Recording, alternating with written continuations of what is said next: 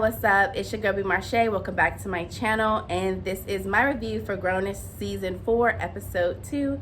Let's get into it. Okay, so the show opens up and we see them rolling around on the beach. We're kind of doing a flashback for what Zoe's imagination was from last night and how beautiful it was. You know, she is Mrs.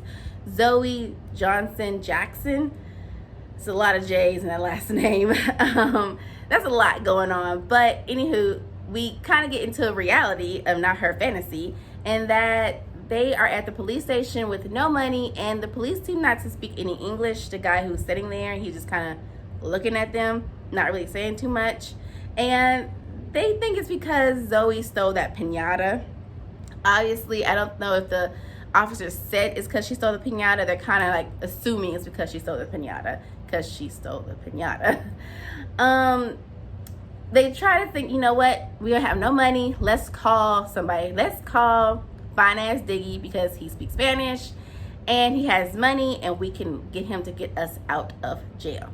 So they call him and his phone is on silent, I'm guessing, even though it's vibrating in his pocket. I don't know how he didn't feel it, but anyway. But he's at the quinceañera with Luca, crazy ass, trying to get him to talk to the Hispanic girls. He's like, I ain't trying to mess around with none of these 15-year-olds. He's like, you just need to get out, you know, experience. And the other girl that they were talking to comes over and grabs his hand, and he kind of goes off with her. And so maybe he's finally opening up to trying to experience other women. Zoe's been trying to call everybody, because we do see a flash over to the other group of friends, and they're all sitting around Anna, because you know she's upset with Javi, and no one's answering. She got like 4 missed calls on their phones and no one's picking up. I guess this is the one vacation when no one's in their phones, and everybody's usually always in their phones on vacation, but okay, whatever. Anna's ignoring Javi, and she's really pissed off, of course, you know, of the whole STD scandal. We're close. But she wants to fly back home, and Jazz and Naomi are like, why are you flying back home? He flew here, you should make him fly back home. This is your vacation. And Javi tries to come talk to her, and she just keeps ignoring him. And so he's like, okay, whatever, fine. So Avik and Javi go to the pool to kind of chill and talk, and while she talks to the girls, and she finally tells him, you know, he could have gave me an STD. And they're like, could have? Yeah, I mean, he doesn't have, you know, chlamydia. I think it was chlamydia. He doesn't have it. I mean, but he could have gave it to him. She's like, wait a minute. You did all of this because you thought he could have had STD. Like, her logic is ridiculous. She goes to 10 so fast without thinking about it. And I don't see how anybody can deal with that in a relationship. It's like you don't have any type of trust. And Jazz actually tells her that the biggest issue is not the so-called STD that he did not have.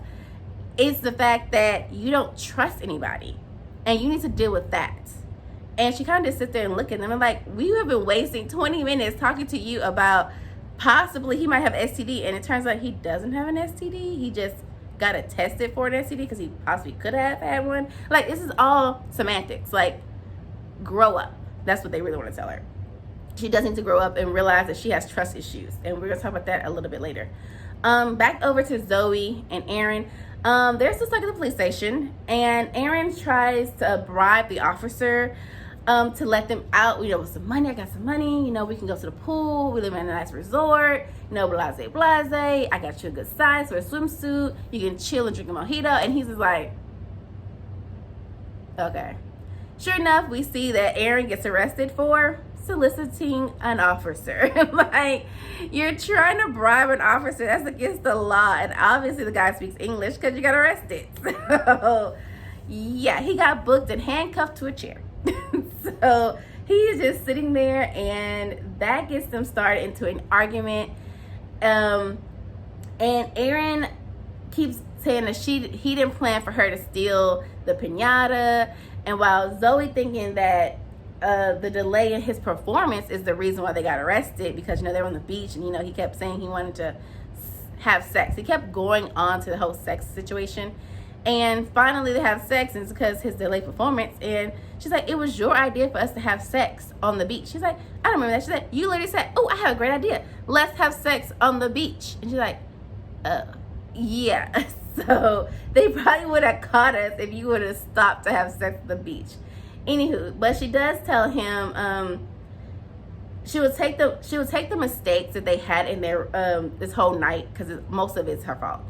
But she also would include being married to a man who's a horn dog with a rat tail named Avery. And a little bit of a low blow, but not too much of a low blow.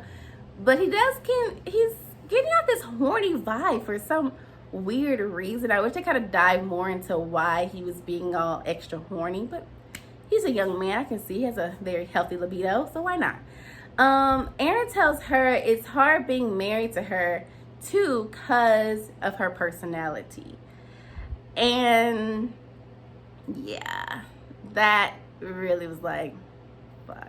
Like, that's probably the meanest thing he probably could have said to her, because I think Zoe is a people pleaser to the utmost, and to hear that someone doesn't like her personality is kind of like a gut wrench. And the fact that they got married on this whimsical thing is kind of like ridiculous, because why are we getting married? Our drunk married next. Okay, anyway, so back at the quinceañera, fine ass Ziggy can't understand anything the Spanish girl is saying to him, even though he said he speaks Spanish not very well, obviously. But she tells him she's going to the bathroom and to come with her, and he thinks they're about to get it in. And Luca just like looking at him like, okay. Back at the police station, Zoe and Aaron have a heart-to-heart about their history in their relationship. He says they always have up and downs. Like, they always want to be together, and you know, she was with Luca, and then he get with somebody else, and then she gets with somebody else, and then he gets with the past girl. And then finally they get together, and the first thing they do is they get married on their first official first date. Like, they bring out the worst in each other.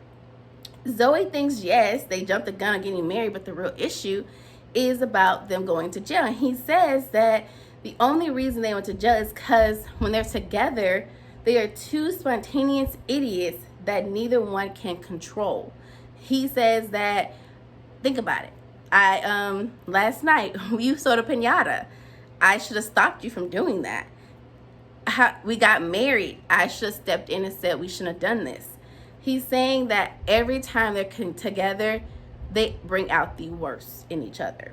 Zoe thinks they're cursed for how their relationship started, you know, because he started the relationship with him cheating on his girlfriend, and he makes a statement that they bring out the worst in each other. And Zoe gets hurt by the statement and says that it's lucky since they now know how they feel about one another, only being together for 2 weeks. So it kind of sucks, but I can see his point in the whole they bring out the worst in each other, but I also can see her point too, like, it's not really the case that we don't really bring the worst in each other. We're just two spontaneous individuals, and we need to learn when to say, oh, okay, put the brakes on that. But you know, we'll see how it turns out, because I don't feel like watching them go back and forth on this.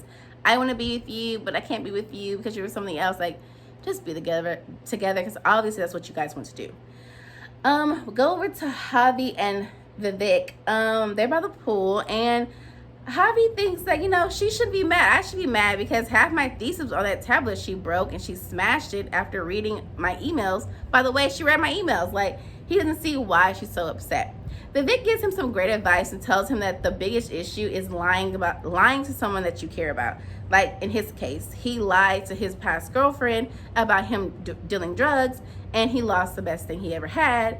And what's saying shouldn't be the biggest issue, the fact that you're dealing drugs. And he's like, no, I actually like dealing drugs. Like, it's nothing like giving some cocaine to a tweaked out teacher. Like, he likes doing what he's doing, but he shouldn't have lied about it to someone he cared about.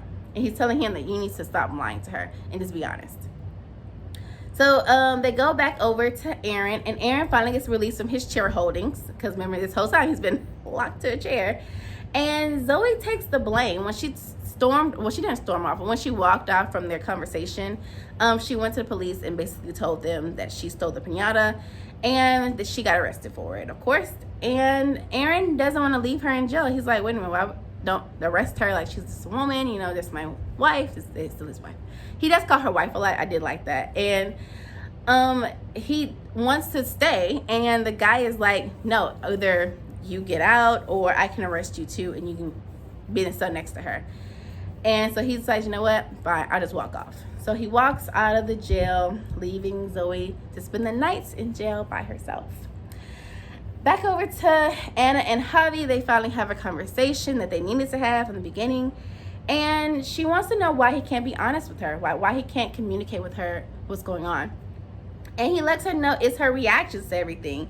He says she has trust issues, and obviously he triggers those. He's right. Whenever someone tries to be honest with her, she kind of blows up and goes to 10. Instead of just taking it in, thinking about it, processing it, and then react, she reacts first instead of thinking. And that's kind of a hard thing to be in, especially in a relationship, because I don't want to be with somebody who always blows up and I feel like I can't be honest with them. Because obviously you can't be honest with Anna because she hits below the belt before she even thinks about it. And that's kind of must come from some past issues that she might have had with some trust. With maybe, you know, family members, or something in her past brings up some type of trust issues. And everybody has been telling her this. So hopefully this year she works on her trust issues. She doesn't know how to fix those issues because, I mean, they're now just bringing it to her attention. And he doesn't think they'll be able to fix it either in front of her friends, because you have taken this argument from you and I to you, I, and all your friends know about it. So now it's kind of embarrassing as well as it's frustrating, because they're always going to be on your side, and I don't have anybody to fight for me other than you. So, and you're fighting with me. So this is definitely an issue that we're not going to be able to solve in Mexico. And so he suggested that he leaves and they can talk when she gets back, and she agrees to it. It seemed like he didn't want her to agree, like he wanted her to say, no, stay, let's try to work this out. But she thinks that they probably do need a break from one another, and she does need to do some soul searching within herself on why she has trust issues. So we get back to the police station, and we see Zoe leaving the station the next morning, and we see that Aaron has waited for her. He stayed outside on the bench and slept on the bench like a homeless person, waiting for his wife to get out of jail. It was actually kind of cute, and she was really happy to see him because that's who she wanted to see when she got out of jail. Hopefully she never has to go to jail ever again. So they sit down on the bench, on the steps outside the police station, and he asked her, why did she take the blame for stealing the piñata? And she was like, well, last night I was kind of in the dumps, and you gave me the best night ever, and you really lifted my spirits, and I wanted to just do something for you. Like, she didn't want him to keep taking the blame. She really heard what he said about her personality. And it's always about Zoe. Like, it's always about Zoe. And she finally was like, you know what? There's one thing I did something wrong, and I need to own up to it and not just let somebody else clean my battles or clean my mess up. I need to clean my mess up myself. So he was like, okay. They apologized to each other about the words they said last night, because they did kind of hit below the belt and kind of hint at they shouldn't probably be together. But I think they realize that they do want to be together, and they are good together. They just need to work out not bringing the worst out of each other, but bringing out the best in each other. And after they apologize, they both agree that getting married is something they should stay in Mexico. Even though Aaron did hint to the fact, it's like, well, what if, we stayed married? And she was like, yeah, we should probably leave this in Mexico. Don't get me wrong. Getting married to you was fun and spontaneous. It was great in our drunken moment. But yeah, we probably shouldn't have done that. And we both agreed last night that getting married was probably the biggest mistake. And I have to agree, they don't need to get married now. They have some growing up to do before they work down that particular road in life. So they both agree that getting a divorce is great. He said, you know what, it would be sexy to call you my ex-wife as well as my girlfriend. And I was like, yeah, they would be. Back over to the friend group. So we see them all getting together, and they're having a sunset lunch on the balcony. Looks beautiful. Oh, God, I want to go on vacation so bad. So Zoe and Aaron decided to keep their little escapade to themselves, because at first asked, oh guys, what did you guys get into? Even though nobody answered the damn phone. I was like, y'all sent all those missed calls and nobody answered the phone. And they were like, oh, we just had a nice little date. I was like, yeah, we're going to keep that drunken marriage and the jail trip to ourselves. That is going to go down in history as something I did no one's going to know about. The friends apologized to Zoe about not wanting to spend time with her as a group because, you know, when they got down there, everyone was like, I want to spend time with you, girl. We want to spend time with ourselves. They were like, you know, we talked about it. We realized it is best that we spend the rest of this trip together as a group because it's going to be the best year ever. Luca decides to make a toast in perfect Spanish at that very moment. And fine ass Diggy is shocked. He's like, what the hell? He's like, I thought, so you didn't need my help last night to translate? He's like, no. Luca was like, I know Spanish perfectly. By the way, your Spanish is terrible, but I seen that you were down in the dumps and I really wanted to lift your spirits. And it's kind of friend you need in Luca. I really do like Luca's character. He's that friend that you always want, but you don't want at the same time.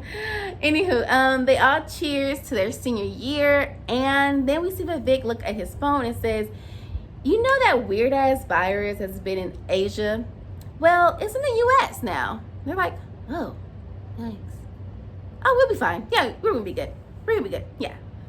And they keep on vacationing. Well, we know they're not going to be good at all. Okay, this is going to mess up a lot of stuff, but I'm liking how they kind of put in the COVID-19 into the series versus like every other show has been kind of like throwing it at the very beginning. They kind of threw it at the end on the second episode. So that's kind of cool. I want to see how it translates over into the COVID-19 and then over into Black Lives Matter. I like how they're doing us like little doses, like little appetizers, not the whole. But anywho, that was the end of the episode. I hope you guys enjoyed this review. Don't forget to like, comment, and subscribe to the channel. I shall see you in the next review.